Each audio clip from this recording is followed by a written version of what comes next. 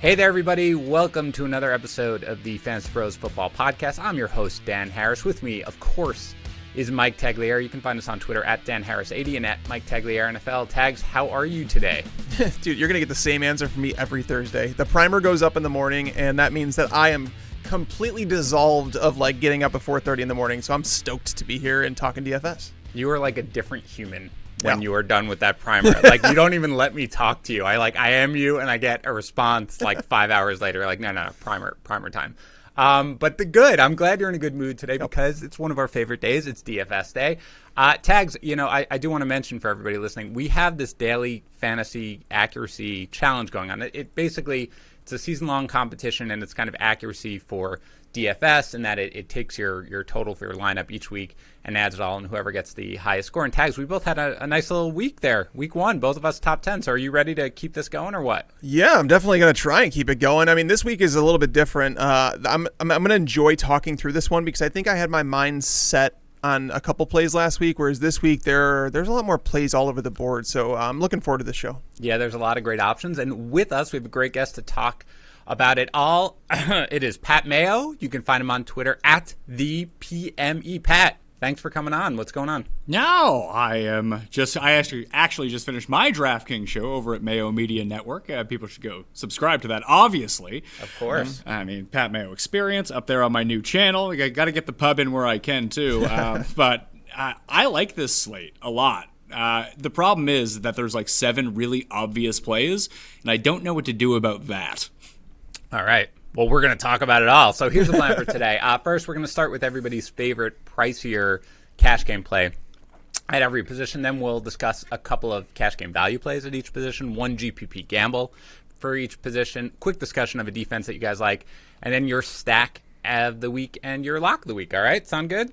Sounds fantastic. I always ask that, Tags, and it does not matter what you say. All right. So we're going to be talking about DFS today. That means FanDuel and, of course, DraftKings. I am in the DraftKings Pro Pick'em contest. It is a $1,500 entry fee. Ooh, excuse me there. Wish it was $15. It's a Pick'em tournament. We pick 5 games against the spread every week. I'm sharing an entry with Matt Peralt, host of our Daily Juice podcast. Decent start. We went 3-2 last week. We got a little hosed on the ridiculous Titans laying 2.5 because of Steven Gostkowski, but still tied for 76th place. Right in there, $1 million to the first prize winner. We record an episode each week breaking down the 5 picks that we're going to be making and really breaking down every game of the slate. We recorded the first one last night. It is up right now anywhere you find podcasts or at bettingpros.com/podcast. Again, every week we're going to break down the entire slate, our feelings on every game on that slate against the spread. Again, anywhere you find podcasts, the Betting Pros NFL podcast or at bettingpros.com/podcast.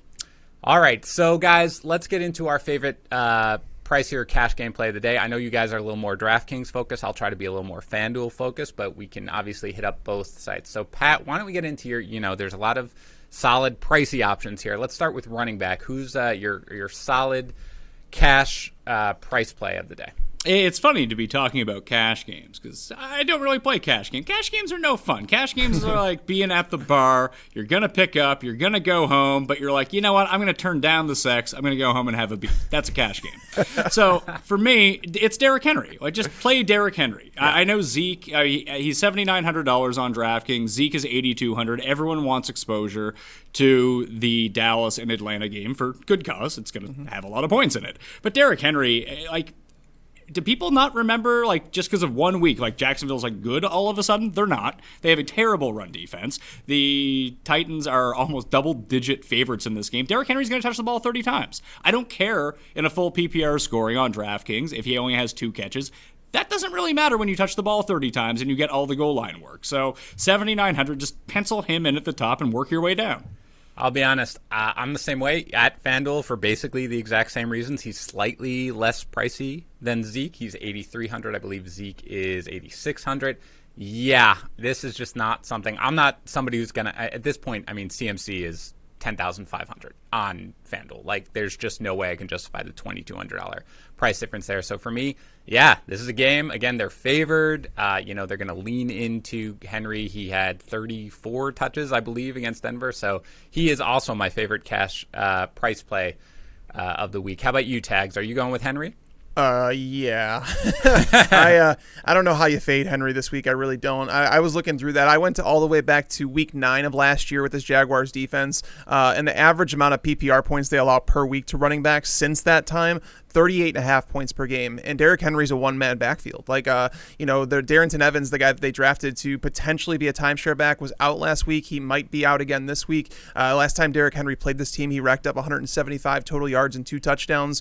I don't see any reason that changes. I really don't. They are running a faster paced offense, it seems like, this year in Tennessee, which is actually a really good thing for Derrick Henry. That's what allowed him to get up to those 34 or whatever, or 32 rushes, whatever he had last week. And then Ryan Tannehill obviously throwing the ball more than he ever has in a Titans uniform. So I absolutely love this spot for Derrick Henry. I don't see why you should fade him in cash. I don't see why you shouldn't have exposure in tournaments. Correct. This is basically Josh Jacobs from last week. He's a little bit more expensive, obviously, than Jacobs was, but he's going to smash. But you still... To Go show ahead, you, Pat, I'm sorry. I was gonna say, to show you how good I am at playing DraftKings, I faded Josh Jacobs last week. I was like, 30% ownership, please, pass. Oh, no. well, the thing with Henry is he's still discounted based on what he was doing at the end of last year. Like, I don't know whether or not, he was roughly, 10% higher price that he was at the very end of last year. And I don't know whether or not everybody's like, well, he's got this usual thing where he gets off to kind of the slow starts and then gets going at the end of the year. But if he's going to get that workload that he got in week 1, he's going to be smashed. All right, so we all are pretty much in agreement. Our favorite, price play here at running back is Derrick Henry. So let's go to wide receiver here. Pat, who's your favorite pricey cash game play of the week? It's Devonte Adams because he's still too cheap. Like $8,100 is not enough for Devonte Adams. If Michael Thomas was $9,000 last week. Devonte Adams should have been $9,000 last week. So fortunately, my Jacobs fade got made up by the fact that I played Devonte Adams in every single lineup that I had. And you could almost make that same case again this week. Hopkins is at 77. I think he's just as attractive as an option, but there's more downside with him where it feels like everything, market share, red zone usage, it just all funnels through Devonte Adams at the top. Like, until he becomes $9,000, I think you just need to play him. The problem is, if we're talking about Henry and we're talking about Adams, eventually you're going to run out of salary cap. Right. Yeah. Well, I do think that this, we'll get to it a little bit later. I feel like this could be the week to, obviously, there are a lot of lower priced running backs that I like this week, which is, obvious because of all the injuries and everything that happened last week. So I do think receiver is a spot that you can pay up for. How about you, Tags? Adams is 8,600 on FanDuel. He's also, given where everybody else is. I like Julio at 8,200 as well, but for the $400 difference, I would go with Adams as my favorite play of the week for if you're paying up. How about you, Tags? Yeah, I love Adams, and it's possible that the Lions are without their 3 starting cornerbacks. They traded away Darius Slay this offseason. Obviously, that hurt that defense. If you go back and look at the last couple of years under Patricia, when Slay was out, they got murdered, and then they lost. Jeffrey Okudah, their number 3 overall pick, didn't play last week. He might not play again this week, and even if he does, it's his first NFL game. He's coming off a hamstring injury. Justin Coleman went to the IR. Like, this team is in disarray. Like, their number 1 cornerback is probably a 5th-round cornerback, Amari. I don't even know how to say his last name. Oruwariye, I think it is. But basically, he's not very good. So Devonte Adams, the reason that you pay up for him instead of going to Julio or Hopkins, Julio and Hopkins are great plays. I'm not going to say they're not. But the reason that you go to Adams if you're going to pay up is because Hopkins does have other talented wide receivers on that team that could potentially get 8-9 targets. Christian Kirk's a great tournament play. We might get to him later.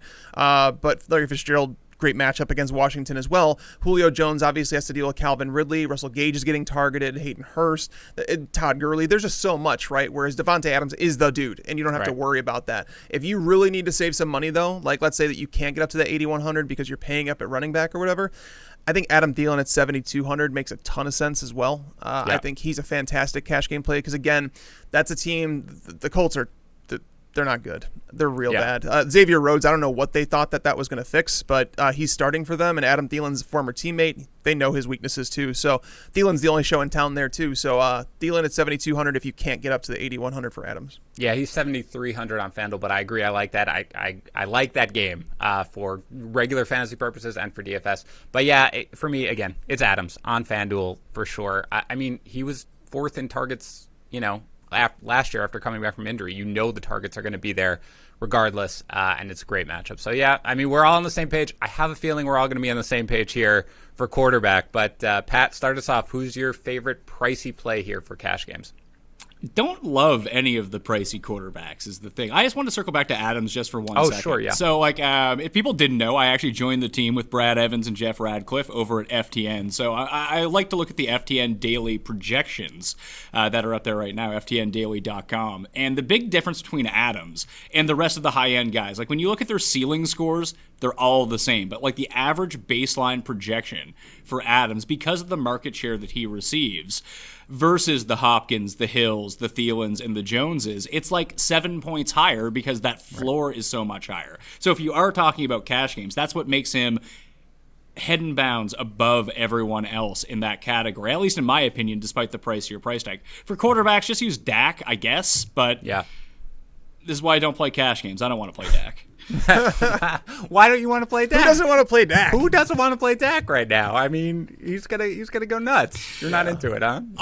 I'm just not up on ever paying up at quarterback. Especially in a slate like this where I want an expensive running back. I want an expensive wide receiver. Like I can save on defense, I can save on tight end, but I think that the best quarterback play on the slate is like 13th in pricing, so I would just rather use him.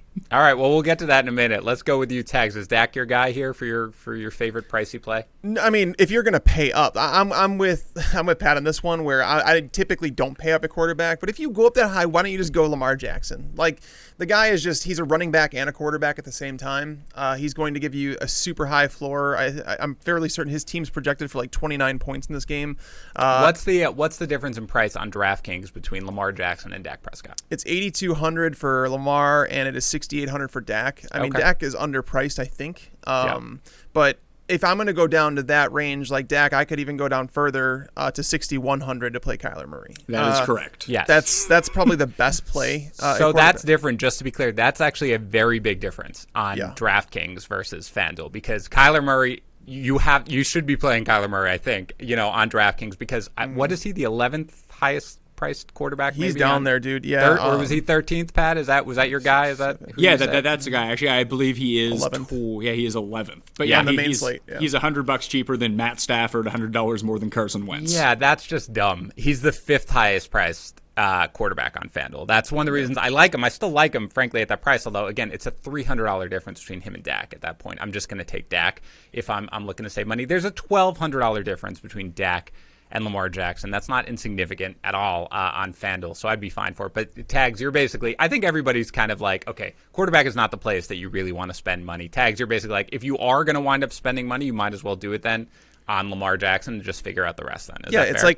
It's like when we have redrafts, like when we play in redraft leagues and stuff like that, and you go through a draft, there's a reason that you go with a late round approach. And this is even easier in DFS because you get your choice of any quarterback and you're going to get some value going down. Because again, Kyler Murray, the 11th price, like that's just stupid. In a cash game, you can't pass up Kyler in a cash game on DK this week. It's ridiculous. I mean, I don't think he's unfairly priced on FanDuel, but when I saw his price on DraftKings, I was like, this is a mistake. This can't be where he is. So, yeah, he's more enticing on DraftKings. All right, let's go to the tight end that probably none of us is going to pay up for necessarily.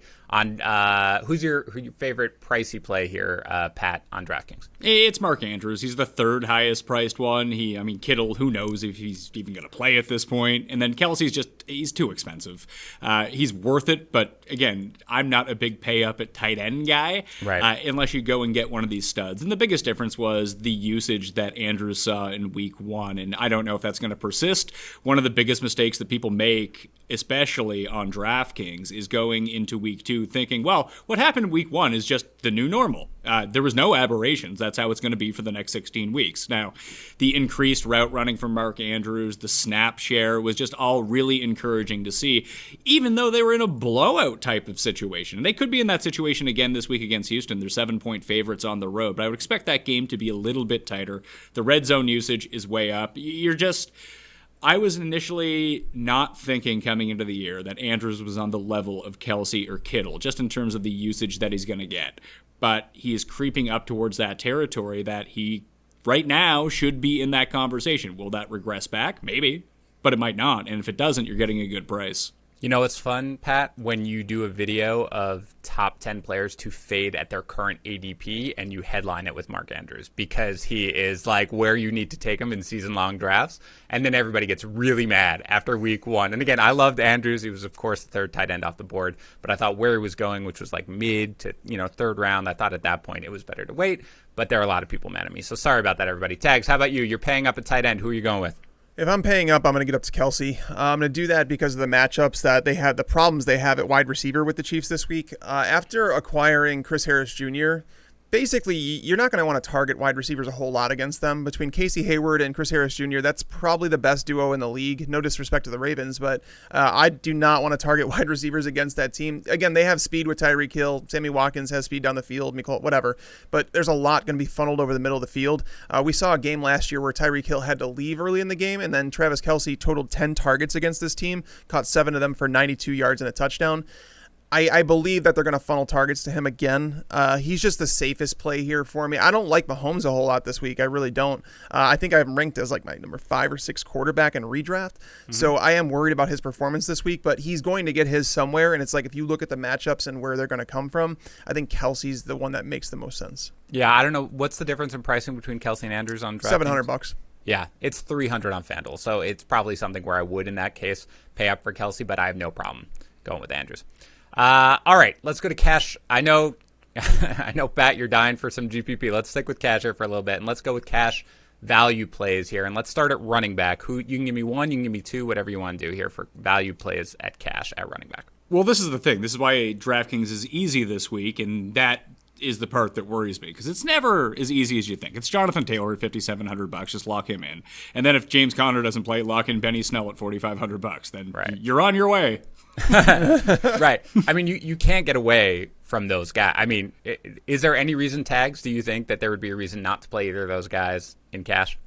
I mean, Jonathan Taylor at $5,700, it's really difficult to pass on that, considering the workload that the running backs got in the pass game last week with Phillip Rivers. Like, clearly he's not on the same page with those wide receivers just yet. It's hard to fade him. It really is. I mean, it's only one game, so I don't want to sit here and say, oh, we're guaranteed to get that many targets to the running backs. But even if he gets 3-4 targets and he gets his 15-plus carries, which he's going to get, I don't know why you would fade Jonathan Taylor at $5,700. That's right. It's a gimme, and he's going to be, probably over 50% owned in cash games. It's fine. You take the gimme sometimes. He's $5,800 on FanDuel. I completely agree. So, and I agree. So Pat mentioned also Snell, if Connor's out. Maybe Connor's going to play. He hadn't practiced. We haven't seen the reports yet today. I didn't even see what the injury, he sustained the ankle injury on Monday night. So the fact that he had to miss the rest of the game with that, you got to assume that they're going to be careful with him, that Snell plays. And he's $4,600 on FanDuel. Pat, did you say $4,500 on DraftKings? Is that what he was? Yeah, 45. So he's going to be like, if Connor doesn't play, he's a free square. Yeah, correct. So the problem becomes if Connor is active. Yep. We don't know what the role is going to be. I think I would 100% fade Snell if Connor is active, just because I don't know. Yep. And I would just figure it out from there, because people won't at that point. Even if Connor is active, let's say that cash game ownership on Benny Snell it should be like 90%, but it won't be. It'll be like 80%. But at the same time, if Connor is active, that number will drop to like 50% because people are lazy and don't want to change their lineup and say, oh, well, Connor's hurt. Worst case scenario, Snell gets 60%. That's not how the Steelers work. Right. It is just not how they work. Right. So real quick, I want to talk this one through because it's a question that I'm going to face myself. Let's say that Connor is inactive. Does that scratch Jonathan Taylor off? Like, are you not going to play him? Because if we want to pay up and we want to play Derrick Henry, you have to. It's like picking your spots, right? Like we could play Henry, Taylor, and Snell in the flex, but there's so many good wide receiver plays. But I think that's the way you'd have to go. Is you'd have to take your pricey running back, Jonathan Taylor, and Benny Snell. Is that correct? Yes. I mean, that's what I don't know if Zeke or Henry is going to be higher owned in general, but I guess that doesn't really matter. But Henry, Taylor, Snell would be your three. And like when you look at it, you're better off eating the percentage owned, the chalk ownership at running back more than anything. It's receiver and tight end and quarterback and defense where it starts getting dicey. Those are just higher variance positions. Like there's only so many running backs that you can pencil in to 20 touches to get the goal line work, to get the receiving receiving work. It's like the situation with Michael Thomas in New Orleans right now. It's like, oh, well, obviously Emmanuel Sanders is going to see a higher market share. It's like, is he? Because that's not really how wide receiver works. It does for running back. That's why people play 0 RB and don't play 0 wide receiver. Because if we just look at last year, when Devonte Adams goes down, it's not like all of a sudden Alan Lazard is the number 5 receiver in fantasy football. He just still kind of sucks. Yep. No. Yeah. So real quick, you guys just answer this real quick. If someone has to choose one, let's say that Jonathan Taylor or that James Conner's out, who do you play? Jonathan Taylor or do you play Benny Snell? Snell. What for on FanDuel? I'm probably playing Snell. It's $1,200 difference. I can't get away with it. You know what Tomlin wants to do. I mean, you saw it. And Snell looked good, by the way. Like, not even just, oh, wow, he happened to get all the carries. He actually looked good. He slimmed down. I know they're favored by 7.5 points over the Broncos. You have to assume they're going to rely on the run. So I think I would go with him. What about you, Tags? That's where I'm torn. I mean, I would actually think about that one a lot. I think Taylor's ceiling is actually higher in what he's going to do in the passing game because the Steelers are going to win that game pretty handily. And I think they can abuse that Denver secondary where it might be a lot of rushing attempts. I don't think Benny Snell is going to be used in the passing game a lot. They would probably activate Anthony McFarland and they're going to use Jalen Samuels a little bit. Whereas Jonathan Taylor, we know that both running backs were used in the passing game last week. I might go up to Taylor just because I feel like it gives me a higher ceiling because I think the floor is fantastic with both of them. And I think there's enough value at wide receiver that I can pay that $1,200.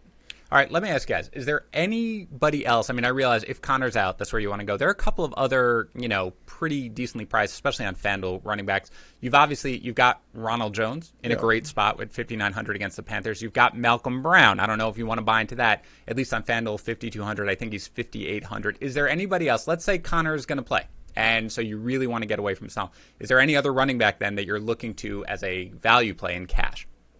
For me, on DraftKings, there's a way that you could probably use Taylor and Hines if you wanted to, just based on their floors. And Hines is only $5,300, but if you had to take a third running back option, a paid down option, I think that I would be looking at Ronald Jones, only $5,200. You're absolutely dead on that. Zach Moss is really intriguing to me against the Dolphins because of his goal line work that you're just hoping to backdoor into 2 touchdowns. Even though he's playing fewer snaps than Singletary, the touches, the volume of touches, and the important touches all seem to be funneled through him.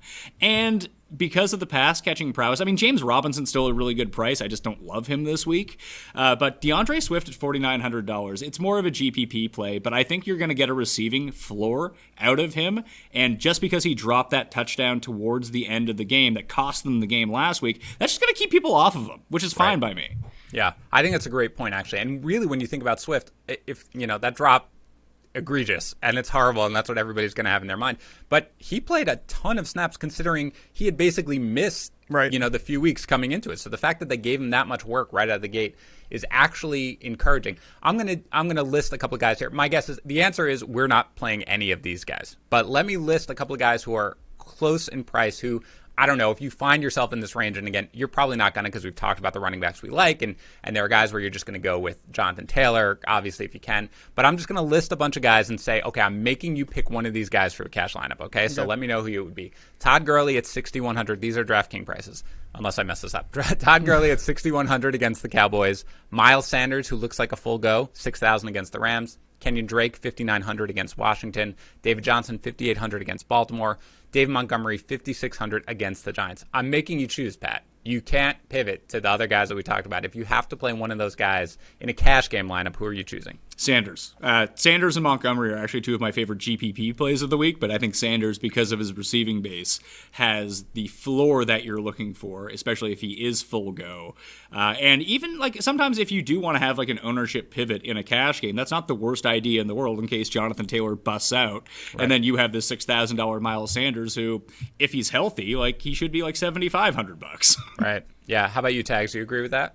I'd probably go with Drake just considering Sanders is coming off the injury, and didn't travel with the team last week. And it may have been for different reasons, but Drake, at least I know he has a 3-down role in that team. They should handle Washington, and hopefully Arizona learn from Philadelphia's mistakes. Basically, don't drop back and have, average 20 air yards per pass. Right. Just dump it off, get the ball in your playmaker's hands. And Kenyon Drake at 5,900. This is a game where he could score multiple touchdowns.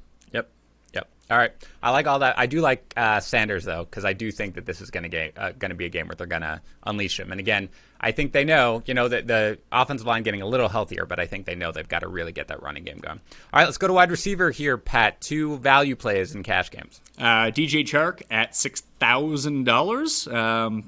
I just really like DJ Chark. The Titans are brutal on the outside. They're bad at shutting down all perimeter wide receivers. That's where Chark is going to do all of his damage. He should have had a big game last week against the Colts, but he was basically just pass interfered with the entire game. He still ended up managing to score a touchdown, but I think that they're going to be down, they're going to be throwing, and he is the worst matchup for the Titans. So even if you want to use Chark on one side and Derrick Henry on the other, it gives you good exposure to that game, where you look at someone like Gardner Minshew, who the total has been over in every game that he has started when the overall game total is less than 45 points. So don't be scared off by a low game total in that game. I think it goes handily over. Yeah, I think some people are a little worried about Chark just because, he saw only 3 targets. But again, Minshew threw 20 times. That's just what it was. So I love DJ Chark generally for the season, and I think he's probably going to have a big game here. How about you, Tags? Who's a value play at wide receiver? Yeah, Chark's a great value play. I like him a lot too, but I can't get away from Mike Evans at 6,400. Yeah. That's a play where Chris Godwin, I'm guessing that Godwin does not play in this game. And There's no way he's going to play when you get concussion symptoms that pop up 2 days on Wednesday or 2 days after the game, right? Yeah, that's what I'm thinking, because basically there's everybody has to go through this stuff, and you never hear about a player suffering a concussion on Sunday, going through the protocol and being ready to play or released to play by Thursday. It's always basically on Saturday that we typically hear about it, because there's actually process they have to go through. So setting that back another 2 days, I just don't think it's possible that he gets on the field this week, which means Mike Evans is going to see double-digit targets against a Carolina secondary that's just awful. They're pitiful. It's the worst cornerback trio in the league, and it is what it is. Bruce Arians said that anytime that Mike Evans ends a game with fewer than double-digit targets, he feels like he did a bad job. So I was worried about fading Evans this week before Godwin was going to miss, because Godwin's matchup was just so damn good. It was like, how do you fade Godwin? But now if Godwin's out, I think I have to go down to Mike Evans at 64. And if Godwin's out, he's going to be so chalky, but you got to eat it. What about Scotty Miller, by the way? I mean, he's 4,100 on DraftKings. He's 5,200. If Godwin's out, Brady, putting aside the secondary, Brady is probably embarrassed, right, by that game on national television. And I've seen enough here living in New Hampshire to know what an angry Tom Brady looks like after he gets going. And I think he's just going to throw all over. Is that somebody who you would be looking at to save some money in cash games, or is that just more of a tournament play? He was on my list. I had him down there at 4,100. I love Deontay Johnson at 4,500. Those are the 2 value. I'm going to have Deontay Johnson probably in every lineup because it's 4,500. A guy that had over a 30% target share last week.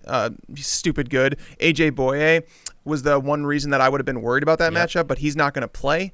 So Juju's matchup's great, but Deontay's is just as good against the Broncos. So, and they're not generating a great pass rush without Von Miller. So, right. Deontay Johnson at 4,500. I mean, if you want to play both Scotty Miller and Deontay Johnson and just go bananas at other positions and pay up, I'm fine with that. But Deontay Johnson at 4,500. I mean, so damn. That's a must click, and the only reason that he's priced there is because that game took place after they put out the prices. Right. If they saw his target share, I'm guessing he would probably be in that 5,800 range. Yeah, 10 targets obviously on Monday night. Pat, how about you? Do you have anybody else that you're looking at here as your stands out to you as a value play? Yeah, I hate Scotty Miller, so I don't use him. Use Mike Williams instead. Okay, all right. That's fair. That's fair. Out of curiosity, why do you hate Scotty Miller? Well, there's just one problem. He's not any good, and I'm not sold on this Bucs team at all. I don't think that they're good. I would be hesitant about using Mike Evans.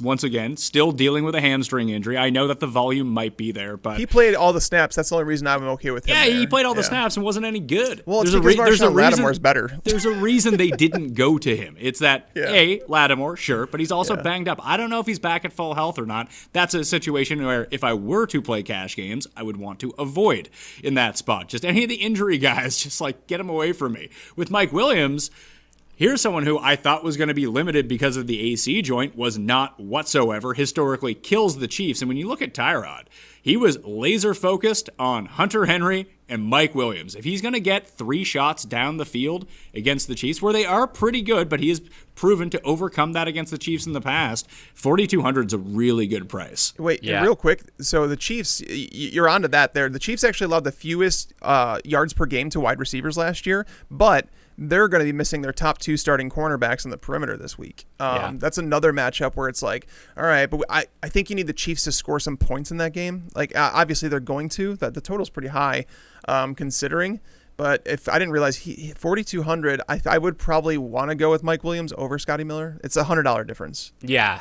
I think that is that's fair there. Williams is 5,800 on FanDuel, so he's a little bit of a good chunk up over Miller. Although that's interesting. I mean, Pat, who is Brady going to throw the ball to? We don't like Evans. We don't like Miller. Godwin's out. Is he just a void because you don't? OJ Howard. That's the problem with this Bucs offense. Now, the more you condense it, obviously, the better it is.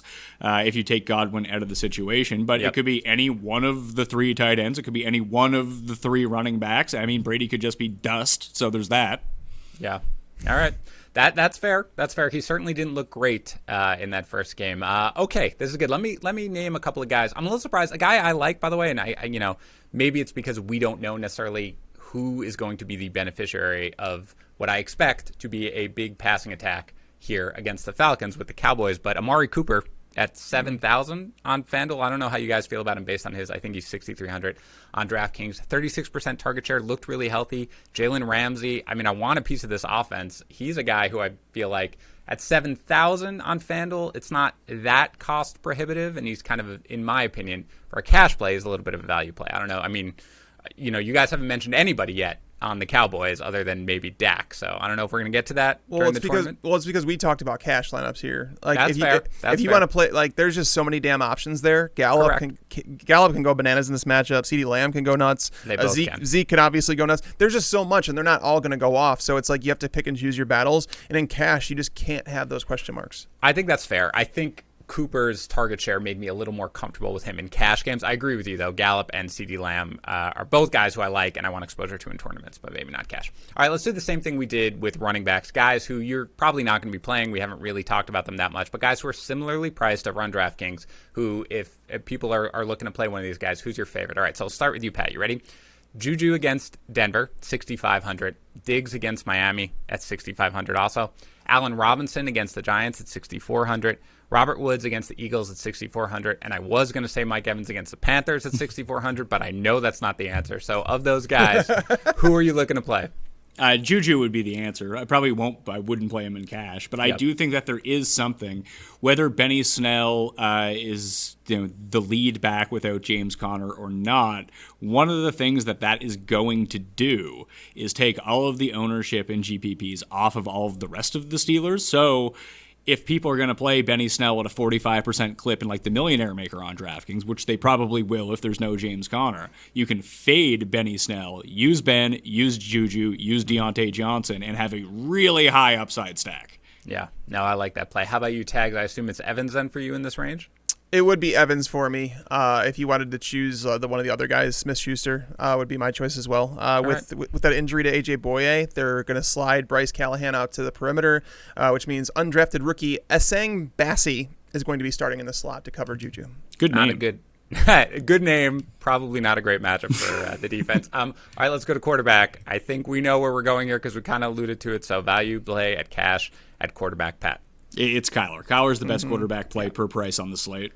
Yep. I don't understand how he's that priced on DraftKings. It's the Washington effect. People got really.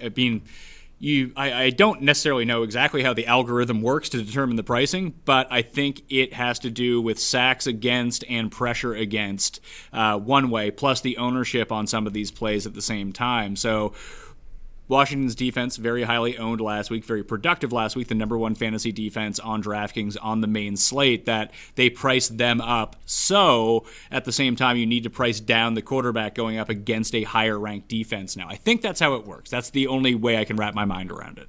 Well, I hate it because he's way more expensive on FanDuel and it's unfair. Tags, I assume that you're also going with Murray, right? Yeah, it's Kyler. Yep. Yeah. All right. I had other guys in the same range that I would list, but there's no way. If you're on DraftKings, Kyler Murray is the value play in cash games. And again, he is the 5th highest guy on the slate at 8,000 on FanDuel. I don't hate him there anyway. frankly. I think he's still probably the best value that is, because I think he's going to have a huge day here. So we're not even going to do the 3 to choose from in here. Let's go to tight end here. There's a few different ways you can go. I wonder whether or not I know what you're going to say here, Pat. So go ahead, start at tight end for your value play at cash. This is easy. And this is the problem, again, with this week. It's so obvious who you should play that I don't know what to do about it. In cash, it's not a problem. You play Logan Thomas or you play Chris Herndon. That easy.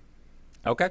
So Thomas is certainly the guy that I'm looking at. I mean, he led Washington in targets, great matchup. They're obviously going to need points tags. You agree with that in cash?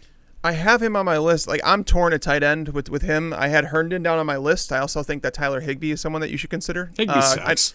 Higby did not perform last week, and I know people are worried about that, but in reality, Tyler Higby played 90% of the snaps, and that's exactly what he was doing towards the end of last season. The matchups in Philadelphia are tough with wide receivers now. That's not been the case in past years. Like, Darius Slay is really good. Nickel Roby-Coleman is going to be shutting down Cooper Kupp in the slot, so I think they have to look at Higby a little bit more. And I know he's 4,700, so you might not be able to get there.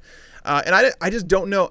Logan Thomas, again, I had him down at 3,600, obviously, but I don't want to pretend that a one-game sample size is something that we can actually rely upon, because it is a new coaching staff. And then at Arizona, obviously drafting Isaiah Simmons in the first round, it changes that in terms of what I expect from that defense, because he is a hybrid player. And it's not like the 49ers tight ends went off last week. So I'm a little hesitant. I think Herndon is fine, though, at 3,400. That 49ers defense is pretty banged up right now. Yeah. And you have the situation where it looks like Crowder's not going to play. He missed practice again on Thursday. Wait, Crowder's not playing? Yeah. Did he miss practice already today? He missed practice today. He's not at practice. So. Oh, wow. I did not. And you're not going to have any they're not going to have any time to throw anyway. What did they average? 3.5 air yards against the Bills last week. This is going to be worse. And I think that the reason that Kittle didn't go off against Arizona wasn't necessarily Simmons, but the fact that he got hurt. And what are you going to do? Run out Jordan Reed? You can only play one snap per half, so he doesn't get hurt. So that's a problem. The thing with Logan Thomas is he's cheap. He's $3,600, and Herndon, he's $3,400. This is where you need to save your money. I think that they have a capable floor each. And it's the thing with Logan Thomas, whether it's a good matchup, whether it's a bad matchup, that doesn't really matter. They have two options that they can pass to on this team, and they're 7-point underdogs. Yeah. No, I mean, I think that's a great point. And I think that that's what you want to do at tight end. Certainly if Crowder is out, Herndon becomes, a really, really solid option. If you do have extra money left over, especially on FanDuel, the one guy who I would be willing to pay up a little bit for is Hunter Henry. We talked about it a little bit. He's 6,100 on FanDuel. Led Chargers in receptions, had 8 targets. I think they're going to need points. I think they're going to be throwing. He's pretty reliable considering that they're going to be playing from behind. So if you did have to pay up, he might be a guy who I would look at. All right, again, we're not, we're all in agreement here on tight end as to what you need to do. So I'm not even going to play our silly game of choose one of 3. Let's go instead. Can I ask a question to the group here? Of course. Jordan Akins, cheap. What do we do? I don't like I actually liked Akins last week, and I had him in a couple of showdown tournament lineups. This week, I don't love him. The Ravens allowed just 2 tight ends. They've allowed just 2 tight ends over the last 17 games to top 34 yards. Being that he's sharing time with Darren Fells, it's more of a tournament thing, because you could say, hey, they're going to fall behind. Akins is definitely the preferred one, and people were like, oh, Darren Fells is the best tight end to own in Houston. I'm like, no, it was just more touchdowns last year, but Akins is the better player. He's getting more targets. I just worry about the matchups so much. The Ravens are they're dominating on defense. So in a tournament, I could see it for sure, just because of the game script, what we're looking at, but I don't like him in cash. What is the difference in pricing? I'm looking it up now between Akins and Logan Thomas. $300. Yeah, it's 100 on FanDuel especially. So there's no way I could get away from Thomas for that. But yeah, I mean, he's interesting. But there is a one play that I kind of like from Houston in that game for a tournament play. But we'll talk about that in a second. I have my other loser tight end to talk about. Yeah, go please. I'm so sorry. I'm so sorry. Go for it. And he's really not good. But everyone wants a piece of this Falcons and. Oh, my God, I can't believe what I'm saying. Dalton Schultz. He's going to play. You talk about, Higby playing 90% of the snaps. It looks like Everett's back is fine. I would expect him back more in the mix where he wasn't able to go as much Sunday night. Schultz is going to play close to 100% of the snaps for the Cowboys. Yeah, I mean, that's dart throw. You do want a piece of that offense, obviously. I'm not sure whether Schultz is it, but I like it. I like sort of where you're going. All right, let's go to GPPs, your baby. Let's start at running back here, Pat. Who's your one GPP gamble that you like at the position at running back? I like Miles Sanders. When you look at the DraftKings slate and you just see where everyone is going at running back, it's very clear, as we talked about, because cash game filters over into GPPs in most circumstances. Oh, this guy is safe. He's good. I'm going to take him. That's going to be Zeke. That's going to be Henry. They're going to be the two highest owned guys. The injury tag and this pricing tag is everyone's dropping to Jonathan Taylor second. So that entire range that you talked about, from David Johnson all the way up to Dalvin Cook, is going to be hilariously underowned. All those guys are going to come in the single digits. I like Sanders, but you can make a case for a bunch of these guys. Like Gurley is going to be the low-owned piece of the Falcons' offense because everyone wants the passing attack. If all of a sudden Julio gets tackled on the one 4 times, that's 4 touchdowns for Gurley. Yep. But I think that the way that you can construct this, like Sanders aside, maybe you're not comfortable with his health status. Edwards-Helaire is going to be hilariously underowned after week 1, which is kind of crazy. But McCaffrey and Barkley are the two. Both have perceived bad matchups. Barkley's coming off the bad game.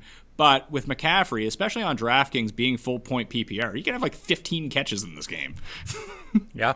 No, that's certainly a good point. I mean, that's the thing. Those guys are not going to be the ones who are targeted necessarily in tournaments. How about you, Tags? What are you looking at here for a GPP gamble at running back?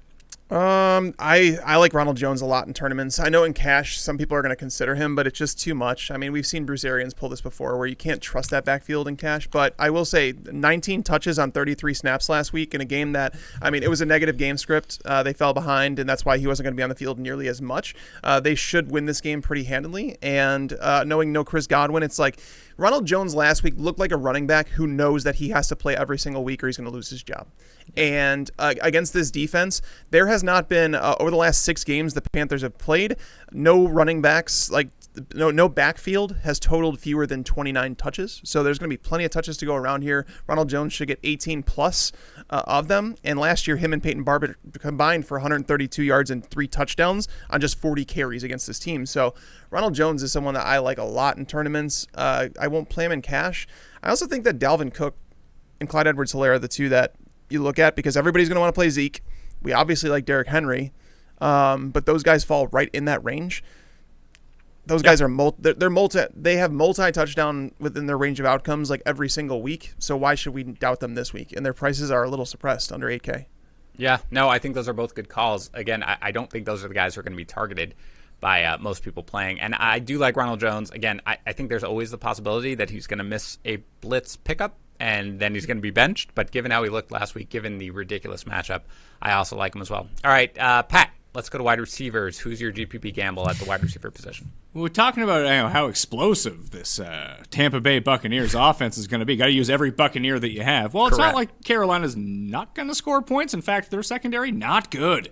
And the pace of play versus Tampa is actually incredibly high simply because teams know not to run on them, so there's just a lot of pass funneling. Apparently, DJ Moore sucks now after week 1, from what I've heard. Use DJ Moore this week. Yeah, the hate on DJ Moore has been bizarre. I don't understand. Everybody's excited about Robbie Anderson, understandable. Mm-hmm. Curtis Samuel's high targets, but everybody's like, oh, DJ Moore, what a huge disappointment. I mean, give me a break. It was a bad game. It had nothing to do with usage. He dropped a touchdown, and he dropped another slant over the middle that would have went for 50 yards. So... this is the overreaction thing. Like, if everyone is so out on him, his price is like right around the same spot. He's still the best receiver on this team by far, and now has a glorious matchup. Right, and that's the thing. The way I look at it is like, I guess I just assumed that DJ Moore was beyond the, oh man, you played a bad game, now we hate you. Like, I really thought that he had established himself well enough last year that people would be like, all right, darn, bad game, but I'm obviously fine with him. But you are absolutely correct. That is not the way things are going out there when you listen to fantasy managers who are talking about him.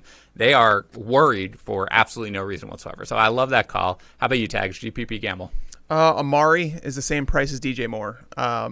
Amari, again, he's someone that if his game wasn't on primetime, you would see him priced a lot higher than he is right now. Seeing 14 targets against Jalen Ramsey. He's played better in the Dome there. I think everybody anticipates this game scoring more than 50 points. So you definitely want a part of it. I would make a case for Gallup is probably going to be underowned. Yeah. Just because people were higher on Gallup last week than Amari, and they're like, oh, he gets the same amount of targets. I'm like, stop. Like, I got so tired of hearing people tell me that Michael Gallup was better than Amari Cooper. He's not. It's not close. I like Michael Gallup too, but Amari Cooper is actually like a top I would say top 8 wide receiver in the NFL. So 6,300, I think he's underpriced. I would make the case for Gallup as well. I mean, this is, I'll just tell you right now, if you want to stack a team, it's pretty easy to stack them with Dak, Amari, and Gallup this week, just considering how cheap Amari is. I can't believe anybody talked poorly about Amari Cooper around How you. dare Tags. they? Do they not know you whatsoever? That was like the first lesson I ever learned. Bastards. A guy who I kind of like, and again, Tags, we talked about this guy when we were talking about busts, and frankly, I have him on a bust list for this week. But in a tournament play, I don't necessarily mind it on FanDuel given his price, and it's Will Fuller. He's only 6,100. It's a terrible matchup against the Ravens, but he's the 27th highest priced receiver. They're going to be playing from behind. He obviously had 10 targets, a 32% target share in week 1, 8 catches for 110 yards. It's a great pass defense. He's certainly got a good chance to get bottled up, but I don't think anybody's going to really want to touch him given the matchup, and he always offers a ton of upside. So for me, on FanDuel at least, given his price, he's a guy who I might look at. Even on DraftKings, that is the type of player that you want to take at when they come in as, bad matchup. They're kind of matchup agnostic, because if they do their thing, they're going to be open. Right. And if they're open and they do their thing, they're going to score an 80-yard touchdown. There's a few guys on the slate like that. Like this week, we talked about Adams, we talked about Hopkins. Mike, you mentioned Thielen. Everyone loves Julio. Well, Tyreek Hill's going to have 3% ownership. Right. And generally, low-owned Tyreek Hill wins people millions of dollars. Yeah, right. Yeah, that's true. Hey, Dan, before we move on from wide receivers, I just want to say, because this is one of those plays where I want to say it, Christian Kirk. This is one of those 1%ers. He's going to be 1% owned because no one wants to play him. People are dropping him off redraft things. They've given up on him. This week he's going to match up with Ronald Darby most of the time. Darby has allowed 17.7 yards per reception over the last 2 years. The longer he's asked to stay in coverage, the worse he is. And DeAndre Hopkins averaged up the target last week was 6.5 yards. So if he needs to get the ball out quickly, it's going to go to Hopkins. But if Kyler Murray buys time and you want to stack him in a tournament, Christian Kirk is going to be so under-owned, it's funny. You're stealing my thunder for the stack section, man. Oh, boy. You can't do that, Tag. I did want to kind of throw this out to you. Yeah. And maybe Mike, who the corner is going to match up on here. But who is Ramsey going to get in the Eagles game? Because both Djax and Rager had a million air yards last week. I actually think that they're going to play sides. I don't even think they're going to shadow either of them. I don't think that Ramsey is shadowing anybody. I think Troy Hill and him are going to stay on the perimeter, but Rager is going to go in the slot a little bit too. That's basically where they need to attack. After losing Roby Coleman in the slot this offseason, I think that's the one area that teams need to attack. And Deshaun Jackson didn't go there so much last week because Rager and Greg Ward are the primary slot guys there. So if that's the case, he's $4,100. That's one play from being 5x. That's a Hail Mary for sure.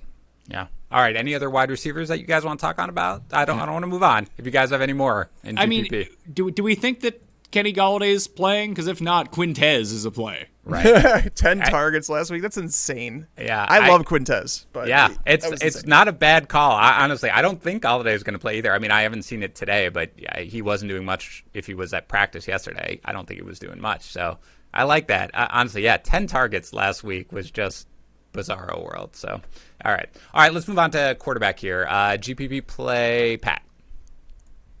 Well, it was going to be Kyler, but let's just do what I do every week.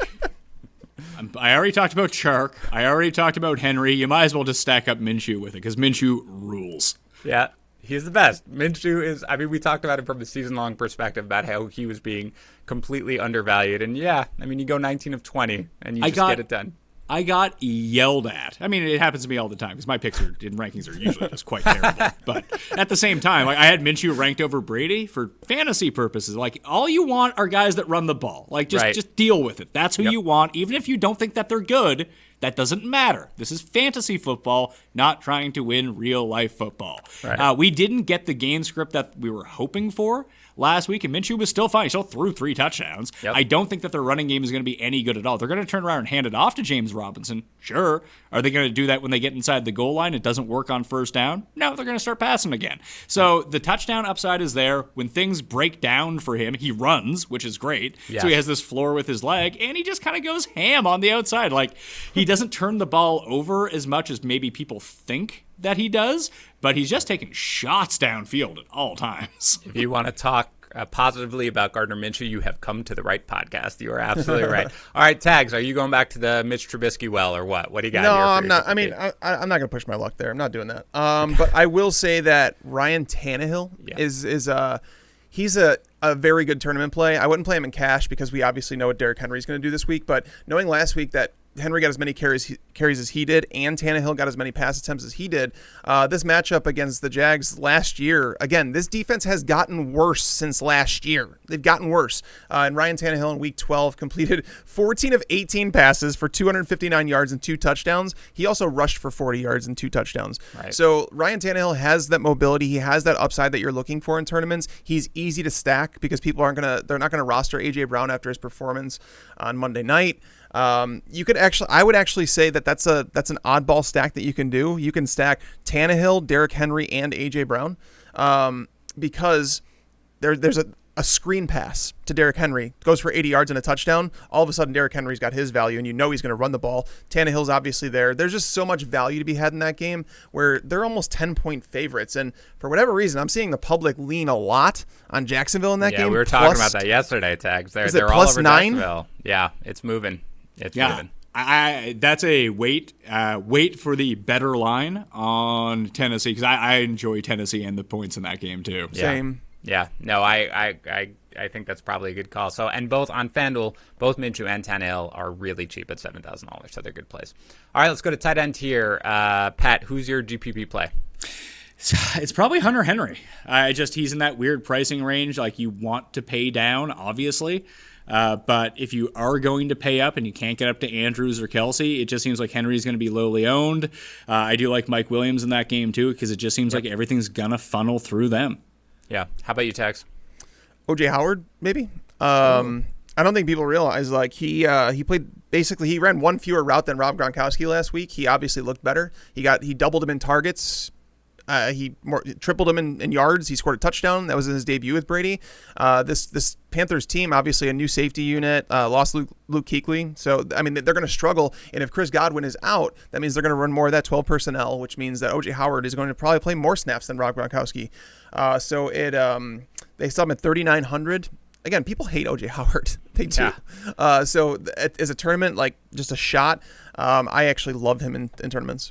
Yeah, obviously this is a pro Bucks offense podcast for except for you, Pat, obviously, of course, but we certainly are there. A guy I kind of like, at least on FanDuel, he's not priced that differently than OJ Howard, is Jack Doyle. I mean, he saw 4 targets last week, but he did run a route, Tags, don't worry, at 70%. Thank you. You're welcome. I always say route, by the way, Pat, and he yells at me. He did run a route on 70% of Rivers dropbacks. I do think this game has sneaky sort of shootout potential going on here with the Vikings and the Colts. So I do think that Doyle could be a guy who could be a beneficiary, and I don't think many people are going to be on him. He hasn't practiced this week, too, though, is the problem. Yeah. Doyle hasn't practiced. So without Burton, without Doyle, if they were both out, would you play Mo Alley-Cox? Oh boy, no! I probably wouldn't at this point. This would be more for the running backs then. That's a lot of targets to go to those guys. Correct. Yeah, I'd want other pieces certainly of that, but I don't think I'd be like, give me the next tight end up on the Colts because whatever. But again, it is Thursday. To be fair, we're recording this. You really can't get a great sense of it until Friday. No. Tell me who's going to win right now. Yes, all right, please. You've got it. Okay, the Vikings. I have the Vikings at plus 3.5, so the Vikings are at least going to cover. How about that? Okay, I definitely like that too. I like it too. All that's right. not good. No, that's definitely Pat. Whatever Pat says goes. Okay, very quickly, DST Tags. I know your basic philosophy is give me the cheapest DST on the slate. So Pat, is that your philosophy as well? Well, I don't enter the Fantasy Pros contest because I'm too garbage at it. The one thing that I do is I combine with Sealy on defense ranks. Defense is the actual thing I can kind of figure out as it pertains to fantasy. So one, don't be afraid to target defenses in high-scoring games. That's generally where fantasy points come from. Some of those points might be from the defense, by the way. Yeah, your defense isn't going to pitch a shutout. Don't be playing for that. Look at the Steelers on Monday night. They had a dominant defensive performance. What did they score? 7 fantasy points? Right, Great. yeah. Thanks for showing up. You know who gave up a bunch of points and scored the most points? Washington. Right. They got a bunch of pressure. Track the pressure this week. So, if you want to pay up, which you probably don't want to, you have the 49ers and Bills. Those are both fine plays. They're too expensive. You can drop down. The Rams are going to be a chalk defense. never take the chalk defense. Just a bad idea. There's far too much variance at defense that it's going to burn you 2 out of 16 weeks. Most of the time, you're gaining on the field by fading the most popular defense. That leaves me with 3 teams that were top 5 in adjusted sack rate in week 1, going up against middling to weak offensive lines. You just have to hope they get into a game script where they actually face some passing attempts. That's what you want. Pressure plus volume equals sacks, equals fumbles, equals picks, equals touchdowns. Philly at home against the Rams. Indy at home against the Vikings. Miami at home against the Bills. That was the best defense analysis on the history of this show. I'm just going to put it out there. I loved it. Way to go. Literally, Tags was like, I'm just playing whatever the lowest price defense is. That's what I'm taking. That was great. I think those are great plays. Tags, what's your lowest price defense that you're playing? Oh, man. I mean, the Chargers at 2K, I know they're playing the Chiefs, but, I mean, that team does get a pass rush. That's one of the strengths. Their cornerbacks are obviously strengths. It's a divisional matchup. These two teams know each other pretty well. So I think the Chargers at 2K, I might be playing them in cash, which sounds kind of crazy. Yeah. Would you make the case? I mean, I know that they're super cheap. Miami's $100 more. Like, Josh Allen is going to give you 2 fumbles. So you're probably right about that. Josh Allen, when I was watching that game last week, I was just like, I watched the fumble that he had the first one, and I was like, dude, did you not learn from the playoff game that you played? Like, you just gave the ball away like that? Like, it was ridiculous. And I thought at some point, I'm like, are they going to punish him for these fumbles? Yeah. No, he's too damn good. Right. They're never going to punish him. That's a part of the game. Right. Exactly. That's just who he is, man. You gotta live it's with gonna be like it. a Friday Night Lights thing where his dad's gonna take some duct tape and like wrap it around the ball in his arms. Did you notice some Josh Allen and Joe Burrow week 1? What do you mean? Burrow has that. He has that gene that I don't care. I will take a hit. Yep. He has mobility to his game, and that's why. I mean, it's obviously the game will be played by the time probably this podcast comes out. But I think Burrow comes with a solid floor in tonight's game. And he makes like some I'm going to try to lateral it backwards for no reason. Yes, absolutely, absolutely. You need to take some antacids before you watch a Bengals game if you're rooting for them. All right.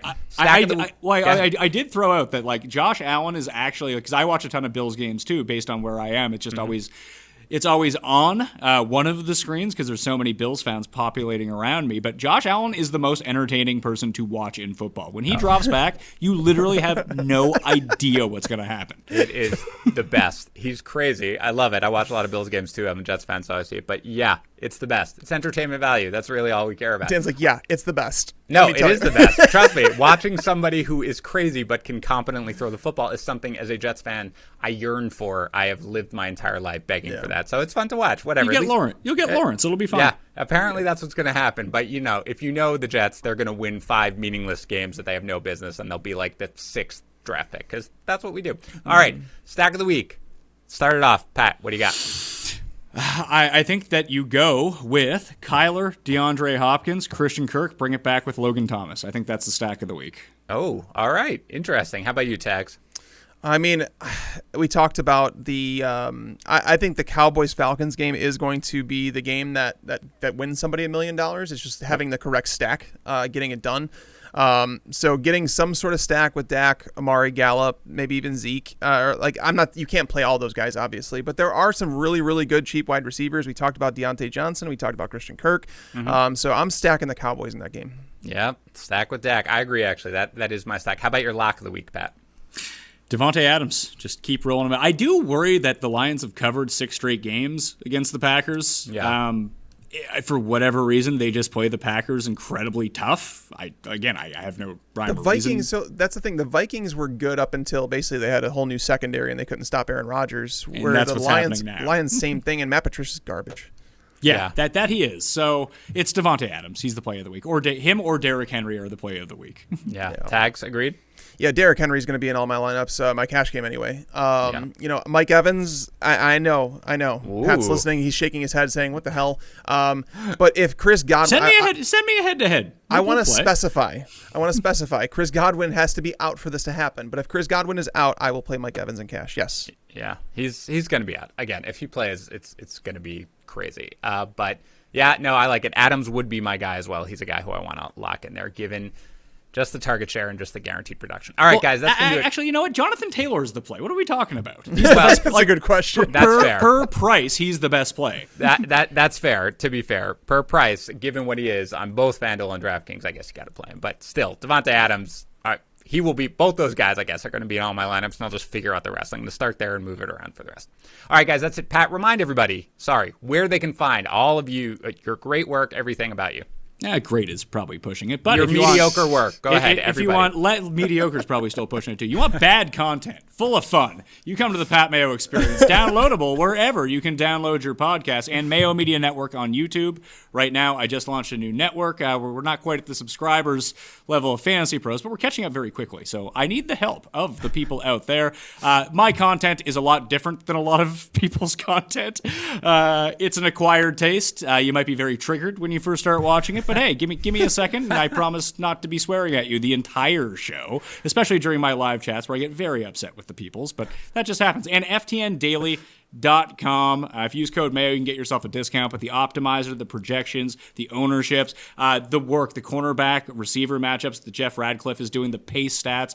I'm really big on tools. I don't like to pay for other people's picks, but I will pay for tools. And I think that tools are really important to really give you a leg up. And it just makes life so much easier. If you invest more than like $10 a week, either betting or on DraftKings or wherever, it's worth paying for tools to make your life easier. So FTNDaily.com, I've been a big fan of them when they first started, so I decided to join up, and I'll have a Pivots article over there, which you should probably ignore. Well, your stuff is great, Pat, and I will say for everybody listening that Pat only had one question when he came on the show, which is, how much can I curse? So I think if you like that sort of stuff, which I do, and we said very little, but regardless, Pat's a great, obviously follow on Twitter, all his content is great. So thank you for coming on, Pat. I really appreciate it. And again, the defense analysis was just, there is nobody on par with it. So great stuff as always. I really appreciate you coming on. Now watch them all score negative points, because that's what happens to me. But thank you guys for having me on. I really appreciate it. All right, guys, we're going to be back tomorrow, as always, on Fridays, previewing every single game on the slate and talking to Dr. David Chow about some injuries. We'll talk to you then. Thanks for tuning into the Fantasy Pros YouTube channel. Make sure to check out our featured videos as well. Also, make sure to click that red subscribe button to get notified when we post videos in the future.